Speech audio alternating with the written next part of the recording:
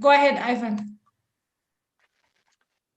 Good morning once again. We are continuing with the Ibiganiro as we've been going through our mission time, having the conversation about the genocide against the Tutsi that happened in Rwanda. This morning, we are hosting two families. We are hosting Papa Laura and Laura, and as well, we are hosting Kyla and Mama Kyla. They're in the conversation. So this morning, what we're going to do is to go through the conversations, parents and students, and get an understanding of what the history of the genocide against the Tutsis brings to us as students at KICS. All right, so I'm going to go ahead and ask the participants in this conversation to go ahead and introduce themselves. For parents, we will be looking for a little bit of your introduction and as well what you're doing in your daily life. For students, you will also introduce yourself such that you give a little bit of a background to students who might not have known you, especially that we've been separated by COVID over this whole year of this whole academic year. So I'll start with Papa Laura, that is Mr. Nsenga. Introduce yourself, please. Good morning, everybody. My name is Papa Laura or Zach Nsenga. I'm a retired public servant, having served my country as an ambassador in different countries, US, Israel, United Kingdom. I also served as a government official in the Ministry of Interior and the Ministry of Defense, and recently retired as an army officer, and now retired doing my own personal things at home with my family. Thank you very much, Mr. Nsenga. That is a rich introduction for sure, and we are so glad that you've made up the time to be with us this morning. Yes, welcome. All right, so I'll go ahead and ask Laura to introduce yourself, please. Hello, my name is Laura Nsenga, and I'm in grade 12 at KICS.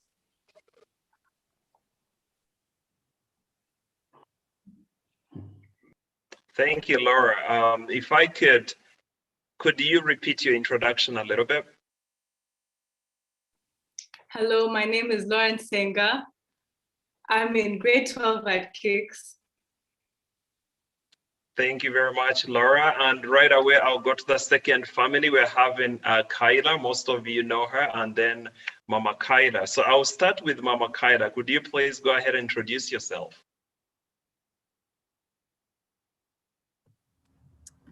Hi, I'm Mama Kyla, and my name is Anita Kairangwa. I work with Aegis Trust. Aegis Trust is the, oh, sorry. Sorry?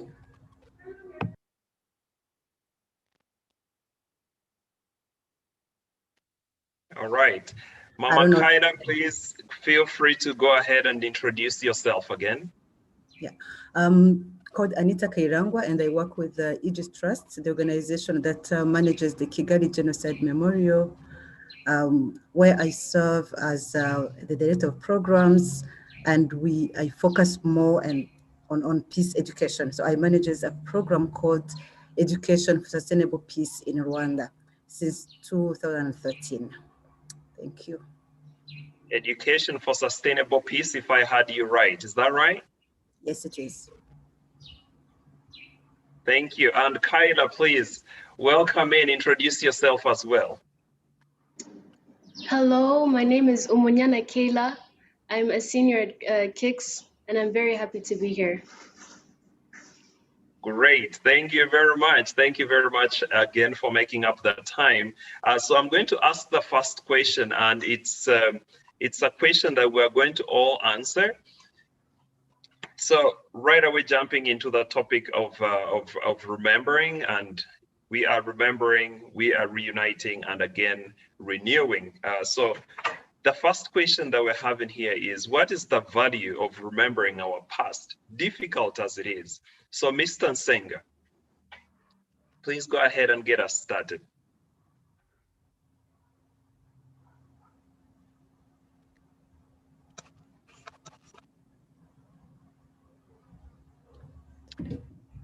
Mr. Nsenga, first unmute yourself, please. I don't know So, how Mr. Nsenga, the question that is asked is, what is the value of remembering our past, difficult as it is? Thanks for the question. The value of remembering in general terms is we do remember so that we don't forget what happened in this country. But remembering has a lot of value to many different categories of people. For the victims of genocide, we do remember them so that we don't forget them. Because when we forget them, we forget what happened in this country. So it's good that we keep their memory afresh in our day-to-day lives, year after year. For the survivors of genocide, when we remember, difficult as it is, I think by them coming and talking about their stories, they get relieved from the pressure, from the tension they have been having over the years. And this gives them relief.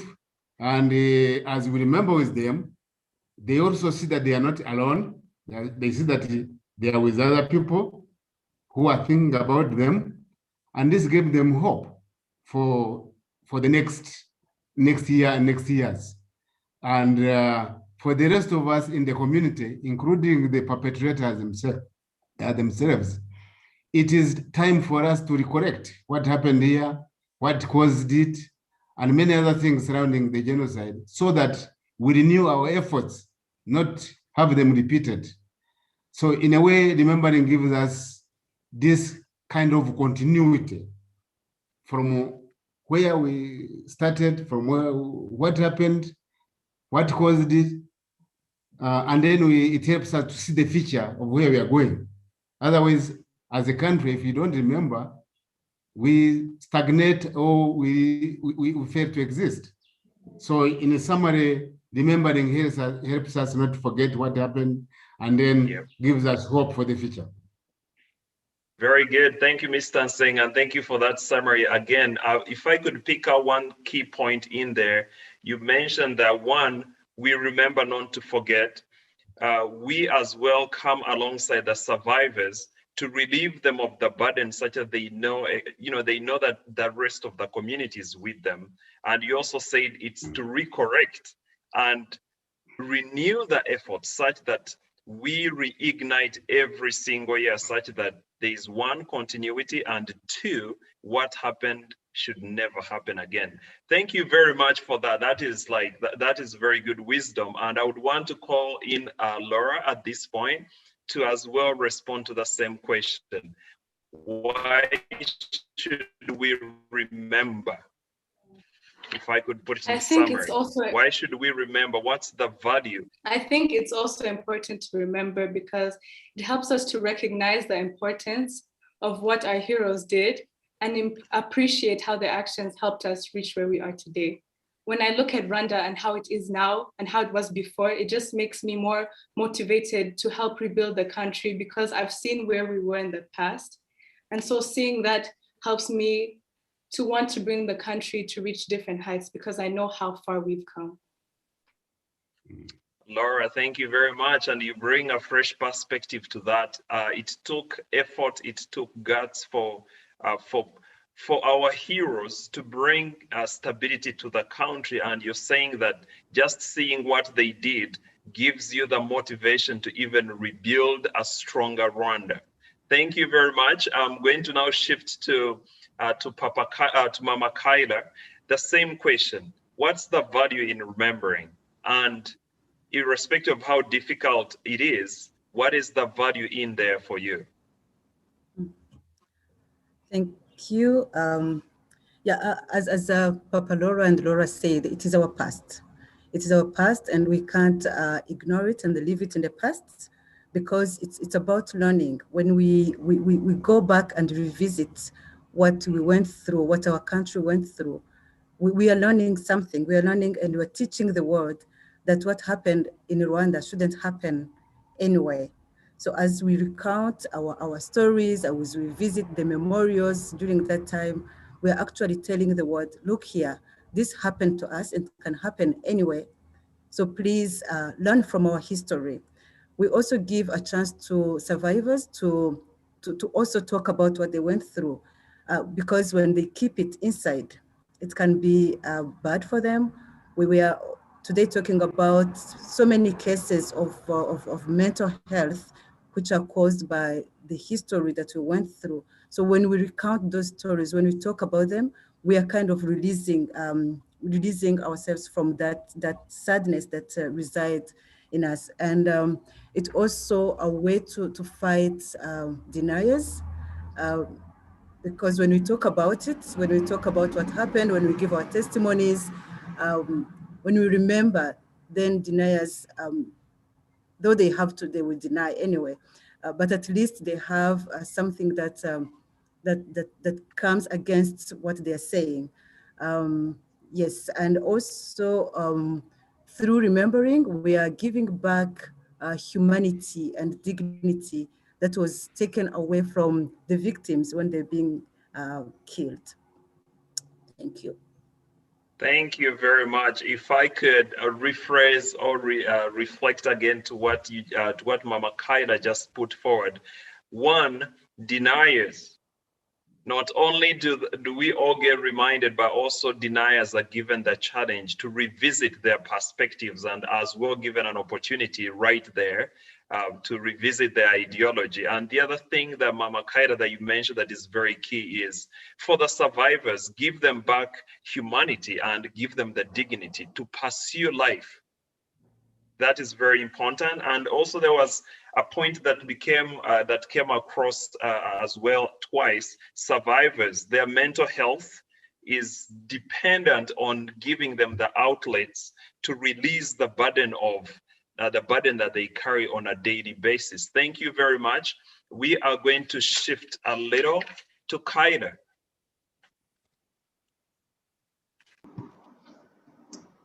There's a quote that says, "History unlearned is repeated." We remember so we can learn how to identify some of the mistakes we made and know why we shouldn't redo them. That's just to add on to what my mother said. Good one. That's a good one, Kyla. Yeah, she mentioned that we use that history to learn, revisit the past, and as well give an opportunity for the global community to learn from our history. And this is when we do that. Thank you very much. I'm going to shift the conversation now to the theme of Ukwibuka. Remember, unite, and renew. And the question here is, what is the role of family in this process? And I'm going to leave this question to only parents. And for students, what is the role of school?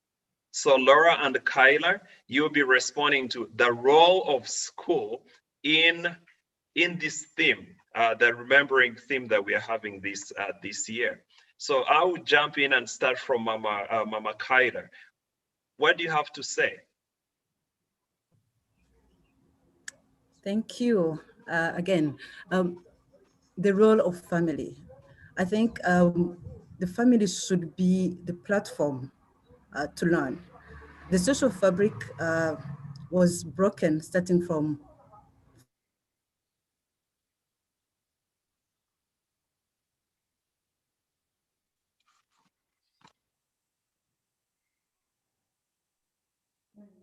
Mama Kyla, are you there? I think we got a lag in there. All right, let me shift. Yes, we can hear you now. Can you hear us?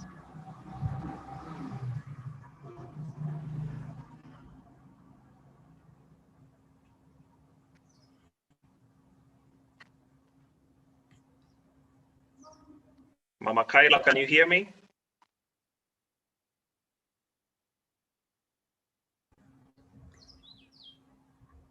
So the question was, what's the role of family? what is the role of family in our theme for this year of one, we are remembering as we've had the conversation. Two, we have to unite and as well renew. What's the role of family as the foundation of our community? What role is family playing in this process? Yeah, thank you once again. The social fabric that was broken in Rwanda, it was broken at family level. And that's why it should be reconstructed. At family level, what we should do is to give our children those values that we lost when the genocide took place, those values of empathy, the values of critical thinking, the values of personal responsibility, those values that people lost and became perpetrators.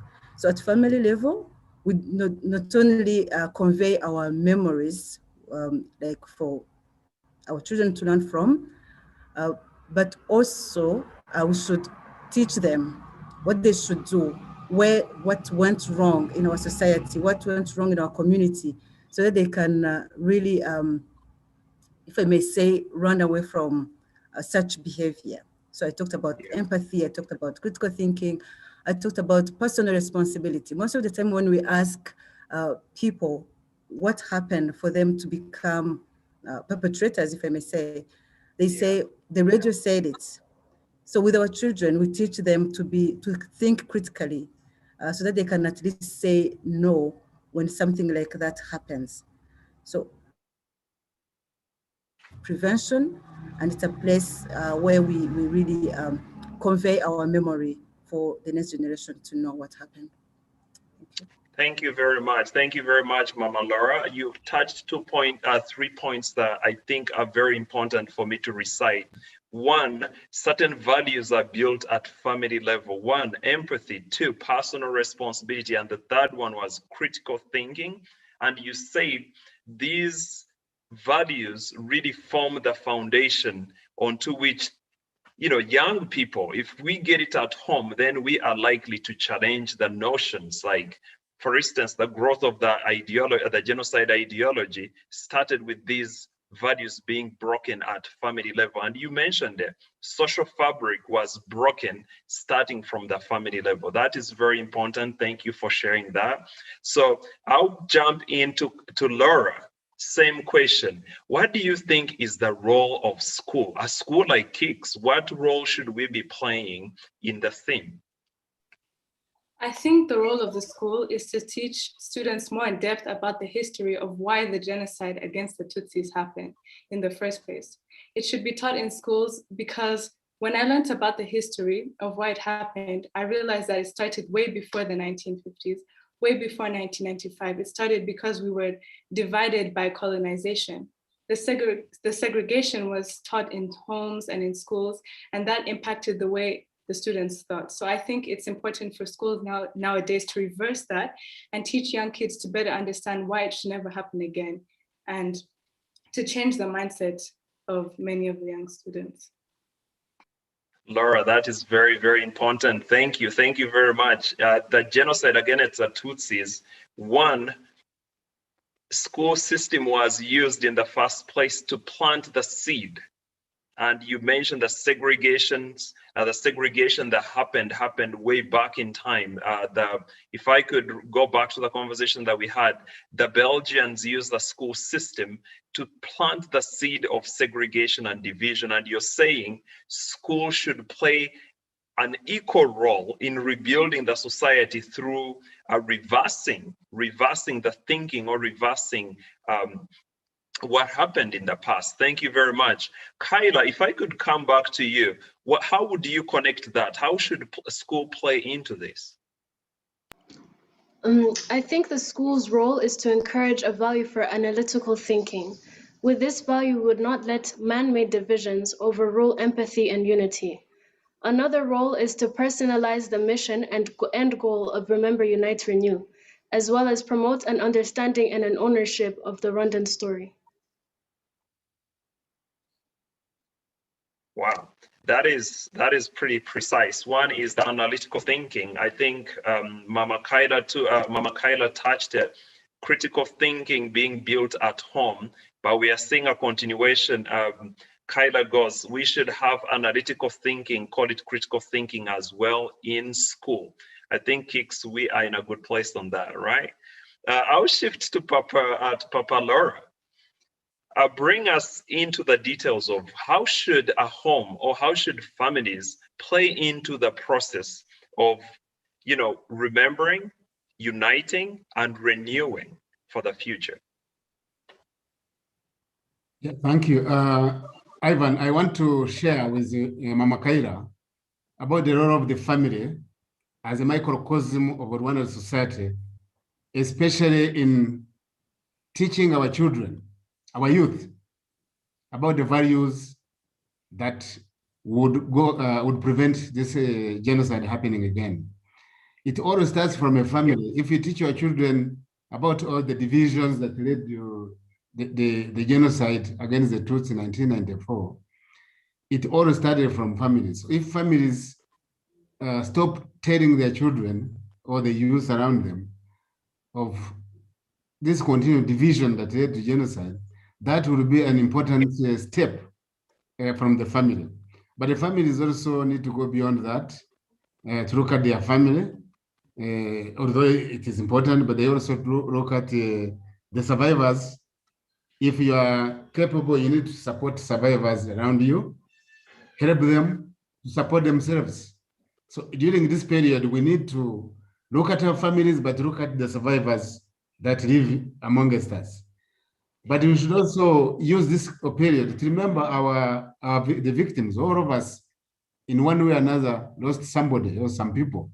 So this is a time to give them dignity they deserve, and make sure that the lessons we have learned from our history are also passed on through our children, giving also support to the survivors and remember our own who perished during genocide. So this is how, as a family, we can do. First, within our family, our surroundings, and the general perspective of genocide that happened in our country. That is very important. Thank you, Papa Laura. You mentioned that one key thing is families right now during this season, this is the opportunity to support the survivors among us. Walk alongside them and show them that we are in it together. That is an important point. And also, you mentioned that pass on the knowledge to the children. Families should play a role in passing on that knowledge, and we've seen this come across as well from Mama Kyla. She mentions that this is where the values are built. And this brings me into another question that I want us to digest further. What are the foundational values that helped Rwanda to rebuild itself? So we're looking at values at family levels, but as we change direction, is what are some of those values? Rwanda was once called a failed state for sure by the international community because of the intensity of the situation, that happened in 1994. Coming from a failed state to one of the vibrant economies in Africa today, what could be some of those values that brought us to this place? I'm going to start with the students here. Kyla, what do you think were some of those values? We actually weren't told to prepare for this question, but yes. Wait, we'll cut this part out, please. No, go ahead. Feel free. Give it a try. Okay, thank you. The question.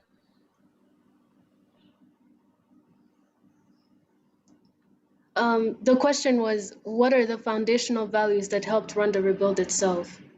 Yes, from your perspective and how you see it. Mm-hmm. So a lot of our values were taken away through colonization. But when we started trying to rebuild ourselves, we had to look at the values that were there before we were colonized. Some of these values were gukunda igihugu, that's loving your country.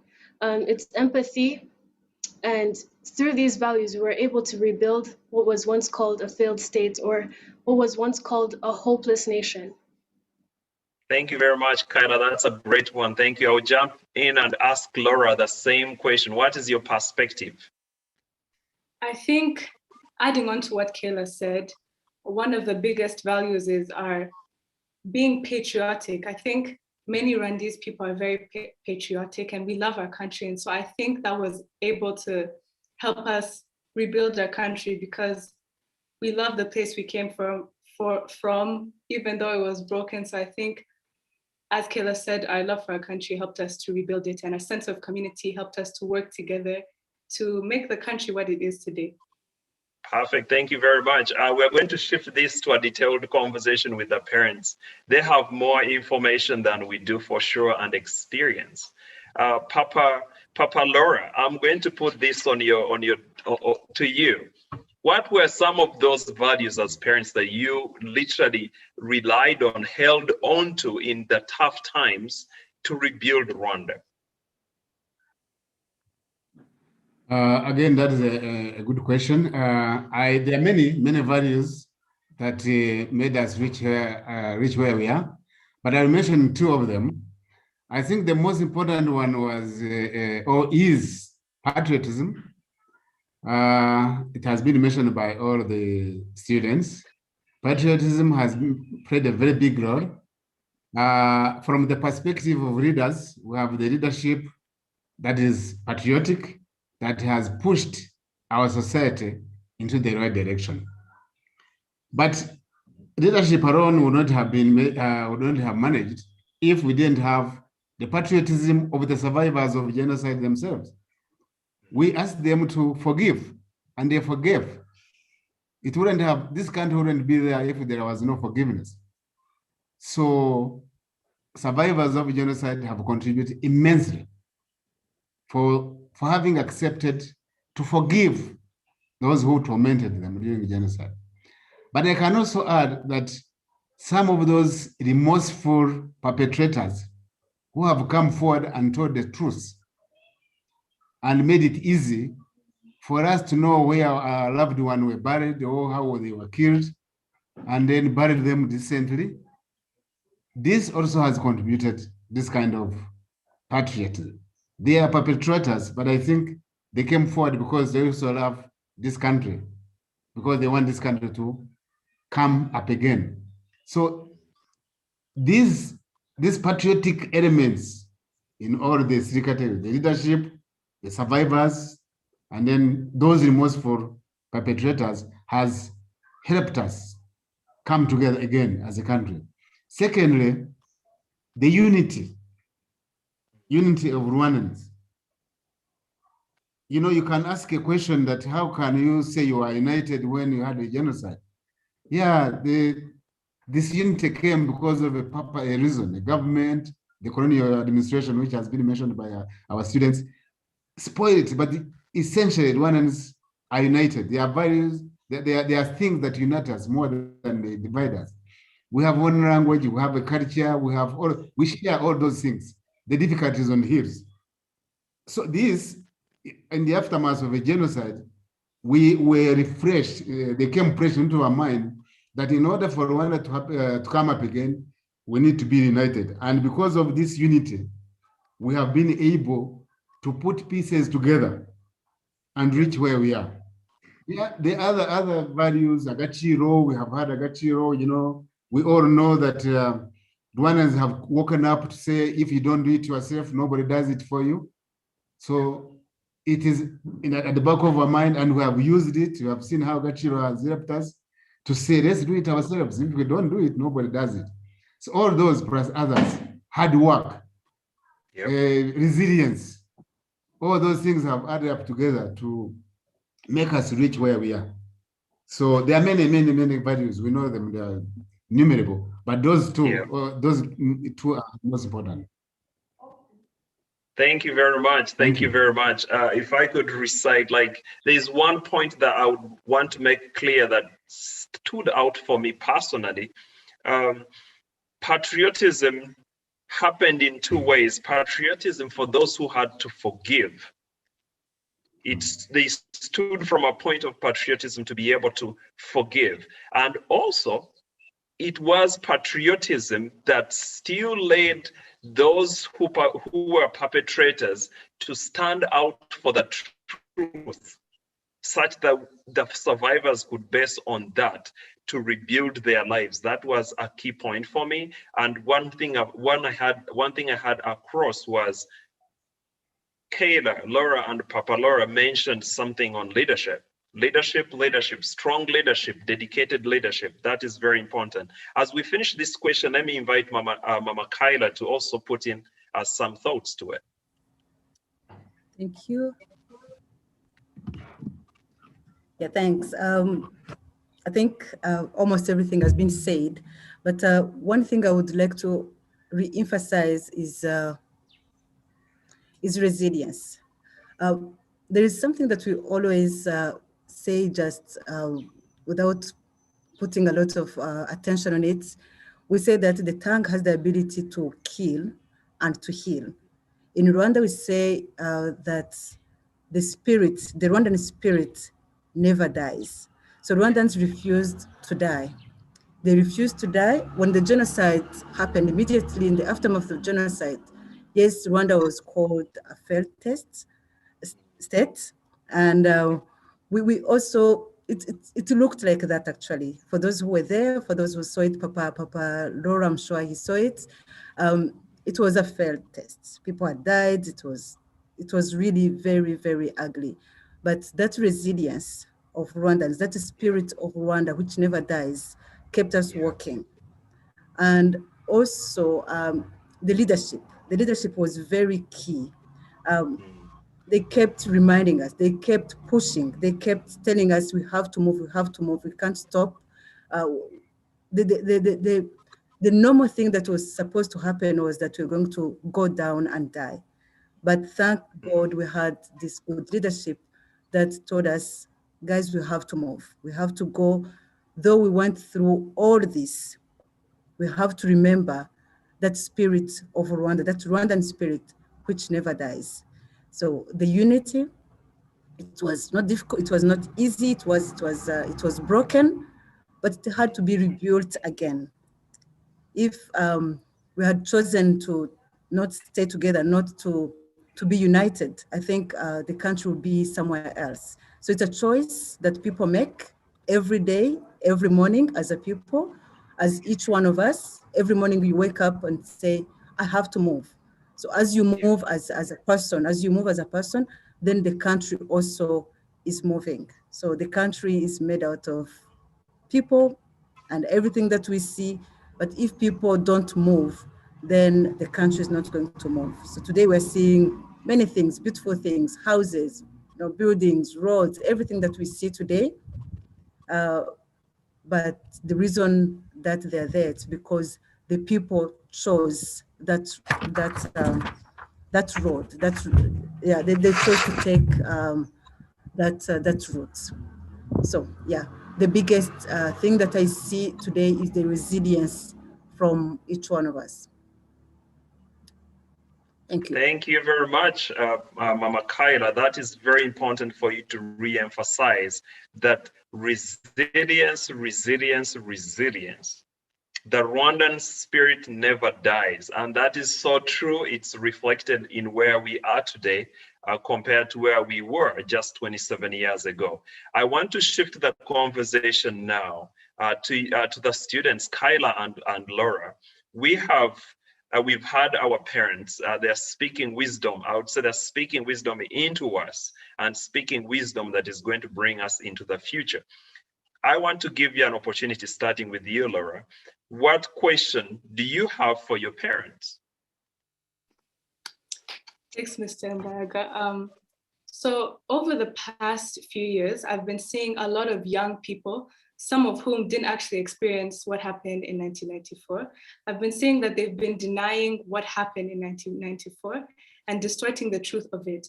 And recently, it's been causing a lot of uproar on social media. So my question is, what role do you think social media and the youth have in making sure history is not distorted in the future?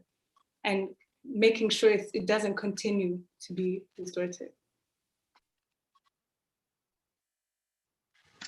Thank you, Laura. Thank you very much. And I'm going to put this question across to Mama Kaida.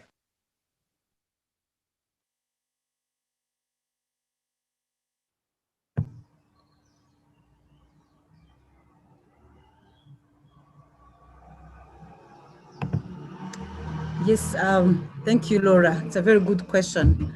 And it's good. I'm happy, young as you are, you're asking such an important question. Yes, denial is happening everywhere. Genocide ideology is happening everywhere. And we're seeing it today on social media.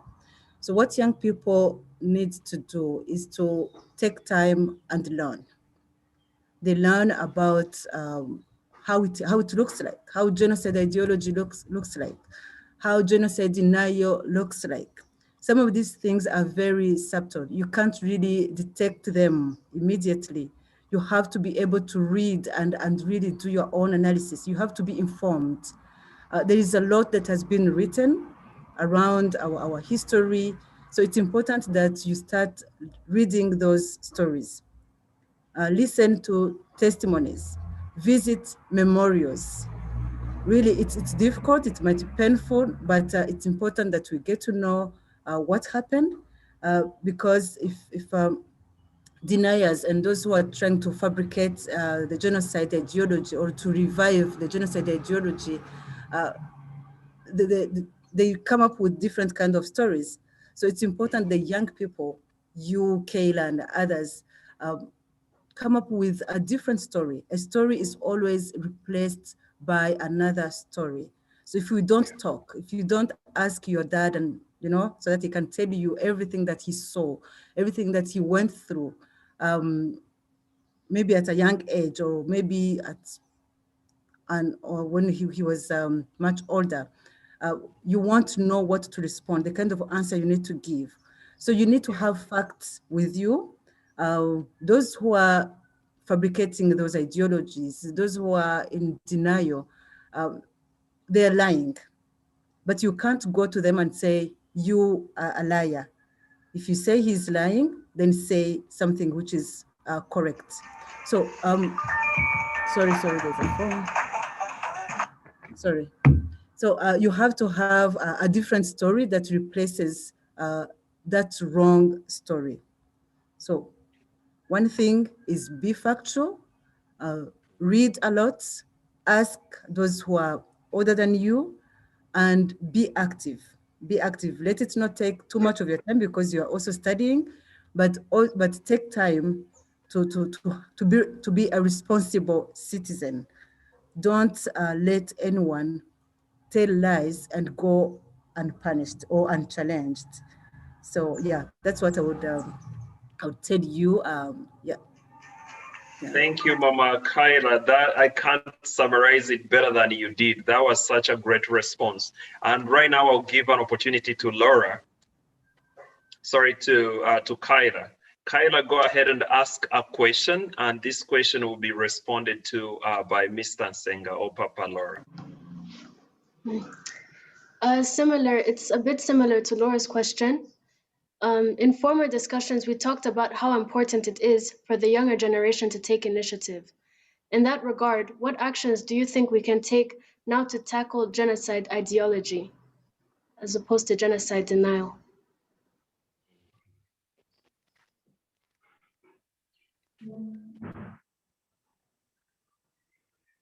Did you hear that question, sir?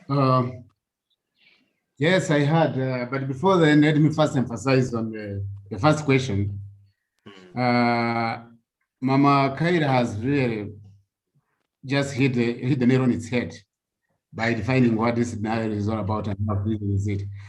So let me, they say, experts say that the last element, the last aspect of a genocide is denial, trying to heal the truth.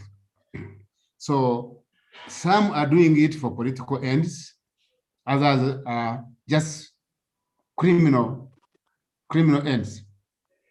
So, but the main element of how to deal with denial is just to bring out the truth. And our youth cannot do that unless they are equipped with the truth. And the way forward is to visit this, to learn our history, to learn what led to this genocide, how all the details about, all the truths about the genocide. And then they write books. They dominate the social media. They not and all sorts of things. Just put out the truth to those people. So the truth will be fighting with the denial, and in the end of it, the truth will always prevail. So I was just emphasizing the point Mama Kaila was bringing about. Now the initiative, it is the same. It's the same question put in a different perspective. So the initiative of young people is just, first of all, know the truth of what caused the genocide, how it was, all aspects of genocide, and understand that denial is just a reality. It will always be there. So the initiative is one, make sure you put out the truth. The young people are well equipped with the zeal, with the determination. So the sky is no longer the limit for them to have all the facts together and then go equipped with knowledge, with the truth, and tell the world about what happened to this country and what could happen to other countries as well. Genocide is not limited, where there is a bad leadership, genocide can always come, irrespective of where the society has reached in level of development, be it in America, be it in anywhere. So I think the most important thing is to bring out these issues, take the initiative, learn the truth, and put these things to record, to write. Anything you talk by mouth goes. Anything you put on paper will continue. Yeah. We live forever. So among the initiative you need to put down, to jot down your ideas on paper, on social media, and everything. Use any arsenal that is at your disposal to make sure the truth goes out there. So I'm just being that general, but you understand that under that generality, you can have a lot of initiative as long as you are coming up with the truth. But don't stop at the truth. Tell the truth, but do as well. Do the right things. Yeah. Do have the right values. And then pass on the word. I imagine the way you relate with other people is how they relate with you. If you're a good person, they will be good. So humanity has got to, a human being has got to bad aspect and good aspect. You make sure that you are just calling for the predominance of the good aspect of humanity. Yeah. So those should be the initiative. It's now your research. Do research to make sure that the good prevails, the truth prevails. That's how I can put it. Thank you. Thank you very much. Thank you very much, Papa Laura. I think that is that brings us to the final bits of this conversation. I would say the advice that has been pulled out from both parents to those questions, I feel like those are very fundamental questions that you guys have asked, and it wraps up the conversation so well. The advice given is, let the truth prevail. And if I could pick up a leaf from what Mr. Nsenga said, he said the truth will always win, but it has to be put in its rightful place, and that is the role of the youth. And he also mentioned that the youth, you have the zeal, you have the knowledge, you have the tools and resources, both paper and social media. Go ahead and put the truth out there. And if I could also fine tune it a little bit more with what Mama Kaila said, she mentioned you cannot counteract denial without evidence. Read, equip yourself with the facts, with the evidence, and put it out there, as Papa Laura said, either on paper, on social media, on all avenues that you have. Give the truth the due opportunity for it to prevail all the time. Thank you very much. I'm going to end the conversation here. Papa Laura, Mr. Nsenga, that was very helpful for us to be able to interact and share into the wisdom that you bring. Mama Kaila, Thank you very much. You bring in a wealth of like practical information that that we need to hear as young people at Kicks. We love reading. We love learning in general, and this is being listened to by all students across the secondary school. So thank you very much for reserving this time to give us the opportunity to listen to you and share into the knowledge that you bring on table. Laura and Kaida, we are very thankful for you both. You're very intelligent and smart, and as well, you've given us the opportunity to listen in right from middle school all through high school. We are listening to this conversation, and generally as a country, we are sharing into the commemoration season. We are learning, we are getting equipped with the knowledge and information that we need to be able to put the truth out there even stronger, and in so we rebuild our country for a better future. Thank you very much, and thank you, Maya, for hosting us. Thank you.